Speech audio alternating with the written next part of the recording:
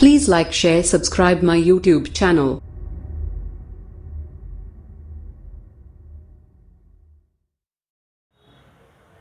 Hello friends and my dear students, आप सभी का स्वागत है आपके अपने YouTube channel Techno Master Abhishek में।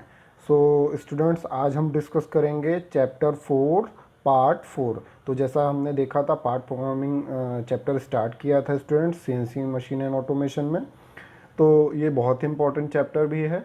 तो बेसिकली चैप्टर 4 पार्ट 4 में हम डिस्कस करेंगे इस वीडियो में NC system based on motion control. तो जैसे मैंने क्लासिफिकेशन दिया था कि जो एनसी सिस्टम होता है यानी कि संख्यात्मक नियंत्रण निकाय जो होता है उसको कई तरीके से वर्गीकृत किया था।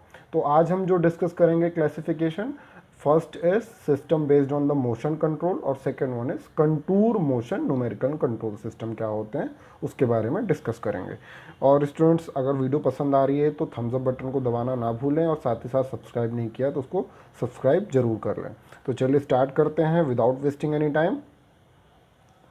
तो फर्स्ट जो आपका क्लासिफिकेशन है that is the based on the motion control.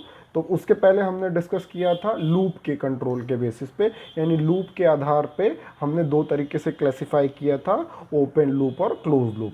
अब इसमें हम डिस्कस करेंगे कि स्टूडेंट्स जो आपका एनसी सिस्टम होता है मोशन कंट्रोल के आधार पे यानी कि गति नियंत्रण के आधार पे कैसे क्लासिफाई किया जाता है। तो ये मैंने ऑलरेडी आपको शो भी किया था कि जो डिस्क्रीट लोकेशंस होते हैं आपके और डिस्क्रीट लोकेशन होते हैं या फिर कंटिन्यूस कटिंग करनी होती है, तो वहाँ पे दो तरीके से मोशन को कंट्रोल किया जाता है। तो जैसे मान लीजिए आपको डिस्क्रीट का मतलब होता है कि किसी एक पर्टिकुलर पॉइंट टू पॉइंट हमें आपका ऑपरेशन परफॉर्म करना है, प्रोसेसिंग करनी है, तो वहाँ पे हम कौन सा यूज़ करेंगे system, that is the point to point motion control numerical system का यूज़ करेंगे। जैसे आपका ड्रिलिंग हो गया, किसी किसी पॉइंट पे हमें होल करना होता है, स्पॉट वेल्डिंग कुछ कुछ स्पॉट पे हमें वेल्ड करना होता है, तो वहाँ पे हम पॉइंट टू पॉइंट टूल को मूव कराएंगे। तो वहाँ पे जो सिस्टम यूज़ होगा that is the point to point motion control system, यानी कि बिंदु से बिंदु गति नियंत्रण निकाय। तो इस तरीके से हम देखेंगे। और आपका कंटिन्यूस मोशन होगा तो वहाँ पे हम कंटूर मोशन को यूज़ करेंगे, यानी कि कंटूर मोशन न्यूमेरिकल कंट्रोल जो सिस्टम होगा वहाँ पे हम ये सिस्टम यूज़ करेंगे। जैसे मान लीजिए टर्निंग ऑपरेशन परफॉर्म करना है और आपका कंटिन्यूस वेल्डिंग करनी है, तो उस तरीके से वहाँ पे हम कंटूर मोशन का यूज़ करेंगे। ठीक है स्टूडेंट्स, तो चलिए वन बाय वन डिस्कस करते हैं। यानी कि मोशन कंट्रोल में दो तरीके से क्लासिफाई करते हैं उसको, पॉइंट टू पॉइंट और कंटूर मोशन, तो उसके बारे में हम पढ़ेंगे। तो point to point motion numerical control system क्या होता है, इसको हम और क्या नाम देते हैं, it is also called as positioning system, यानी कि स्थिति निकाय बोलते हैं, किसी भी चीज़ की स्थिति का निकाय। ठीक है students, it is also called as positioning system.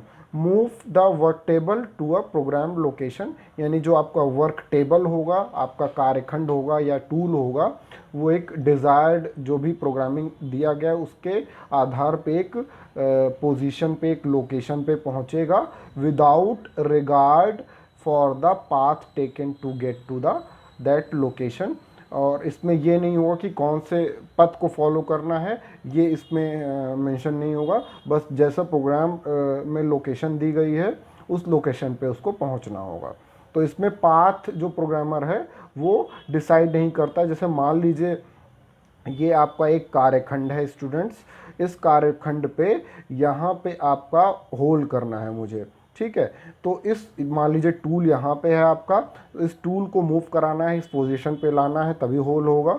Drilling tool है तो ये इसका जो पाथ होगा वो चाहे तो डायरेक्ट ऐसे आ सकता है टूल, या फिर उसकी पोजीशन ऐसे हो सकती है, इस डायरेक्शन में आए फिर ऐसे आए, ठीक है, या फिर आपका टूल ऐसे आ सकता है, ठीक है। तो कई तरीके हैं, तो पाथ लेकिन इसमें प्रोग्रामर डिसाइड नहीं करता है, वो जो भी पाथ होगा उस पे आधार पे टूल आएगा, ठीक है, शॉर्टेस्ट पाथ पे।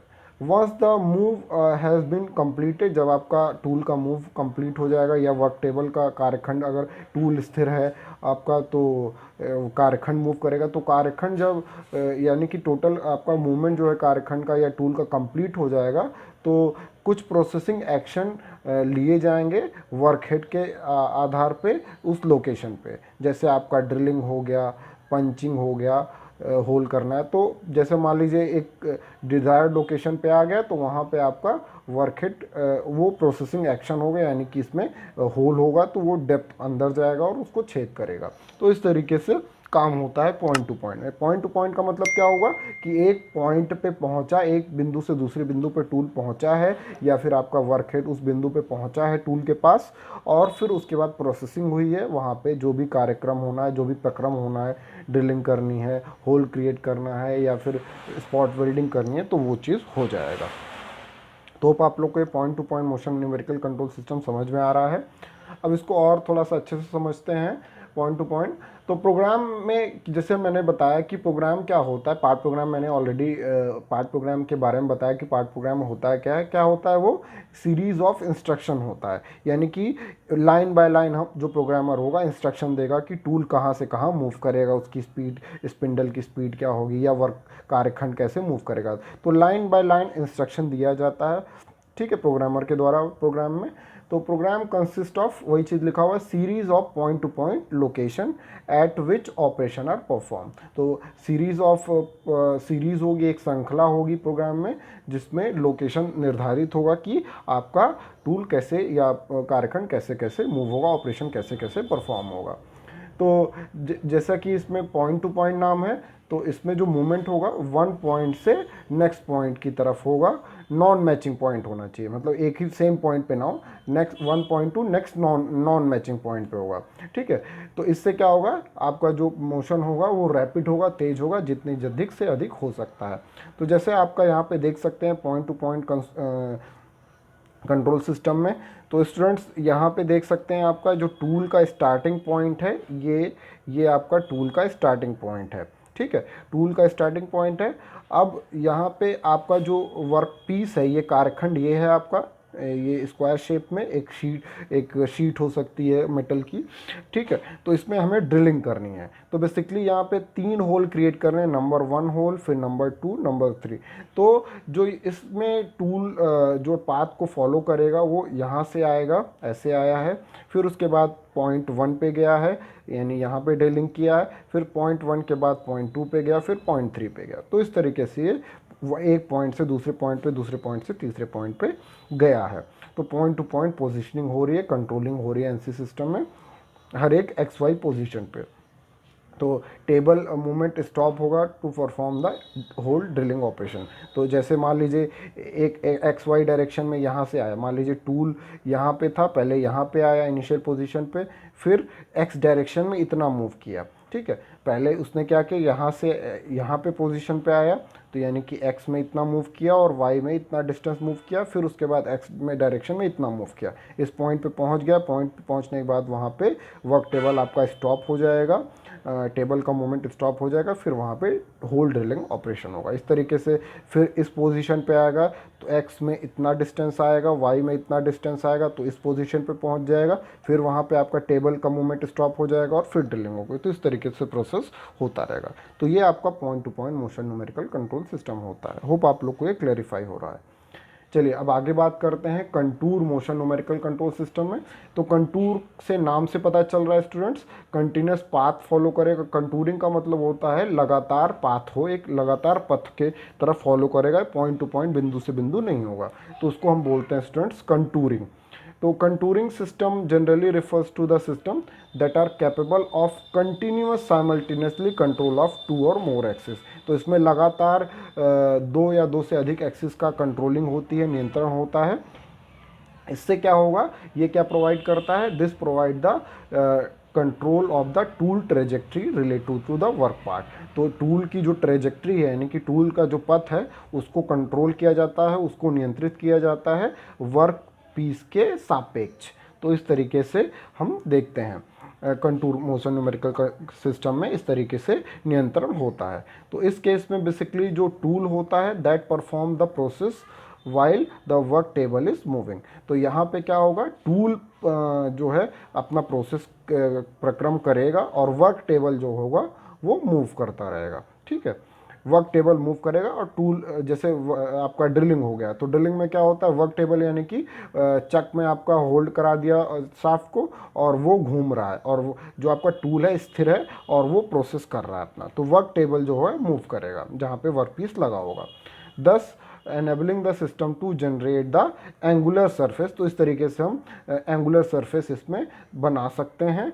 2 डायमेंशनल कर्व्स बना सकते हैं, 2 डायमेंशनल वक्र बना सकते हैं, 3 डायमेंशनल कंटूर्स बना सकते हैं वर्क पीस में। तो इस तरीके से काम होता है कंटूर न्यूमेरिकल सिस्टम में। तो जैसे पीछे देखा हमने पॉइंट टू पॉइंट में टूल मूव करेगा, इसमें क्या होगा, टूल मूव नहीं करता, वर्क पार्ट आपका मूव करता है। इससे क्या होगा, this control mode is required in many milling and turning operation. तो ये किस में यूज़ किया जाता है, मिलिंग और टर्निंग ऑपरेशन में, जैसे मैंने पहले भी एग्जांपल दिया। और simple 2 dimensional profile operation is shown in the figure, जो मैं आपको दिखाने जा रहा हूँ। एक 2 डायमेंशनल फिगर हमने शो किया हुआ है। तो इसमें क्या होगा, this control mode is required in many milling machine, जैसे मैंने बताया टर्निंग ऑपरेशन में, तो ये इसका ऑपरेशन परफॉर्म किया गया है। तो इसमें कंटिन्यूस पाथ को फॉलो किया जा रहा है। तो यहाँ पे देख सकते हैं कंटूरिंग है, यानी कि एक्स वाई प्लेन में आपका कंट्रोलिंग हो रही है। और जो कटिंग टूल पाथ है दैट थोड़ा सा ऑफसेट लिया गया है by the distance equal to the radius.